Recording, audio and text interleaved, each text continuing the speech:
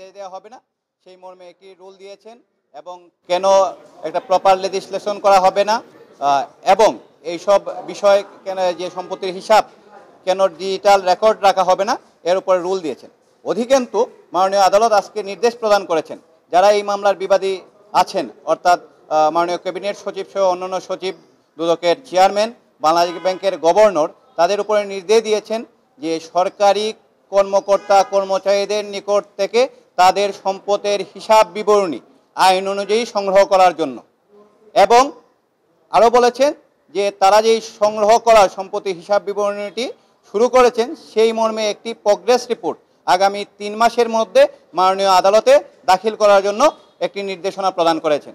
আমরা কোর্টে যেটি বলেছি যে আমাদের যারা মাননীয় মেম্বার অফ পার্লামেন্ট আছেন তাদেরকে তো আমরা কোনো বেতন দিই নাই, তারপরেও নির্বাচনে অংশগ্রহণ করার জন্য মাননীয় মেম্বার অফ পার্লামেন্টদেরকে তাদের সম্পদের হিসাব বিবরণী দাখিল করতে হয়, তাদের আয়কর রিটার্ন দাখিল করতে হয়।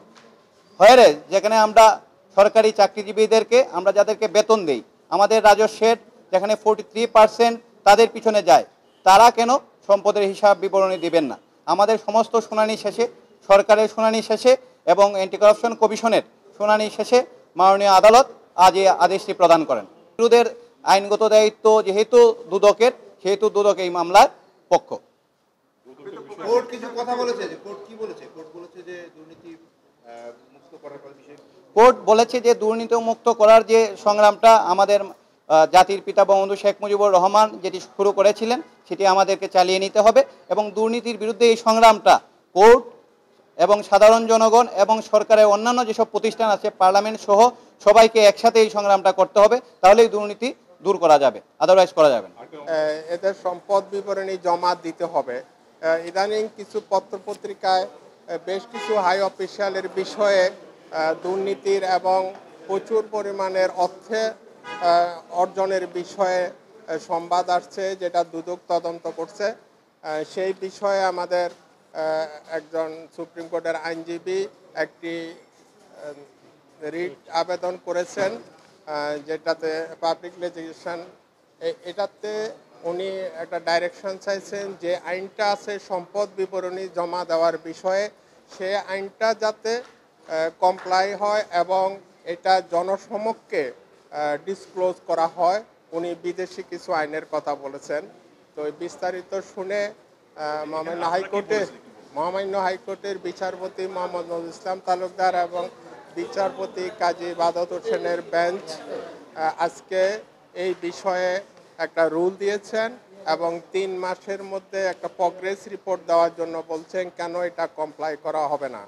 রাষ্ট্রপক্ষ থেকেও বলা হয়েছে যে আমরা কোর্টকে সাবমিশন করেছি, জাতির জনক বঙ্গবন্ধু শেখ মুজিবুর রহমান দুর্নীতির বিরুদ্ধে জিরো টলারেন্স ছিল এবং আমাদের মাননীয় প্রধানমন্ত্রী শেখ হাসিনা সংসদে বক্তব্য দিয়েছেন এবং গতকালকে ক্যাবিনেট মিটিংয়েও বলেছেন দুর্নীতি যারা করে তাদেরকে কোনো রক্ষা নাই, তাদের বিরুদ্ধে আমাদের জিরো টলারেন্স। আমরা সেই মর্মে কোর্টকে অবহিত করেছি।